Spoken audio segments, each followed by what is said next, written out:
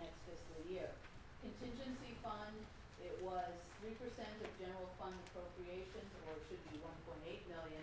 I don't think the contingency fund has ever been over $1 million in any of my time with the county. But the current is $600,000, although some of that was borrowed from Teeter, and due to the health of the fund balance, we have the expectation of paying that back. For this next year, we're proposing the contingency fund at $600,000 again.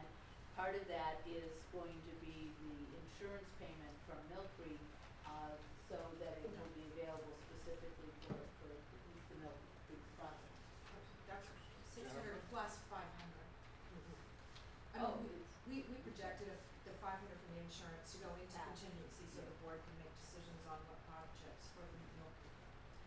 Okay, so you can't even see my little seal. Oh well, there's supposed to be a seal here, and I was looking for a picture of balancing, and you think of the scales, balancing of scales, and I kind of like that it's a seal with but it's obviously a very dark seal, with balancing a ball on its nose. And the other balancing act I thought of was a seesaw. So, but where we are at this point in time, as we're trying to balance the budget, the assigned net county cost for all of the departments total around $57.6 million, and that's Also, not. the seal's here if you hold it up to the Yeah, light. I think you guys can see it, but I think it's gone now up there. I had it moving on, but. I think we should move forward till we find that seal. This one is a damn turtle. I'm almost done here. Anyway, you're making it longer. So the assigned net county cost that went out to departments was $57.6 million. The budgets that were submitted by departments came back at $60.4 million.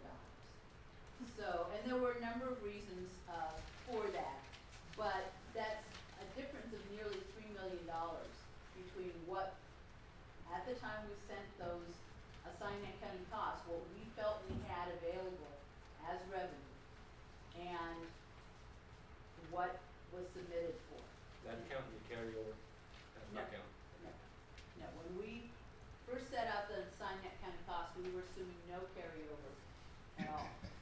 So, as I said, 57.6 million is what we signed out. What we got back was 60.4 million. The difference is nearly 3 million. It's 2.8 million. So, if you want to look at the gap or the shortfall that we were trying to fill when we initially got everything back, it was about $2.8 million.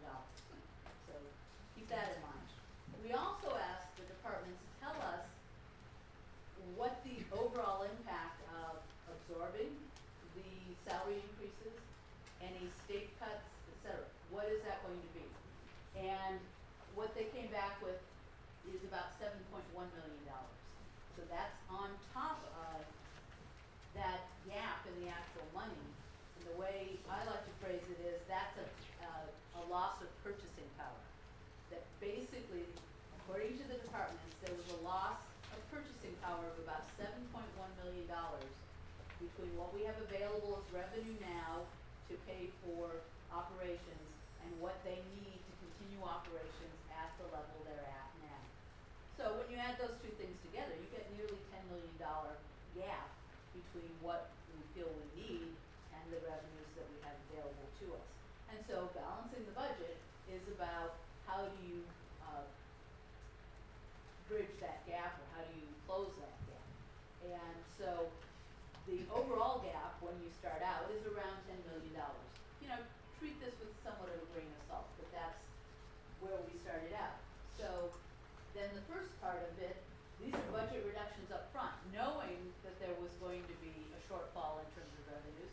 That's why we put the 6% cut in the assigned net county costs. And as you saw, that reduced that $10 million loss of purchasing power down to around 2.8 million in the actual gap. So that was one of the things that we did up front.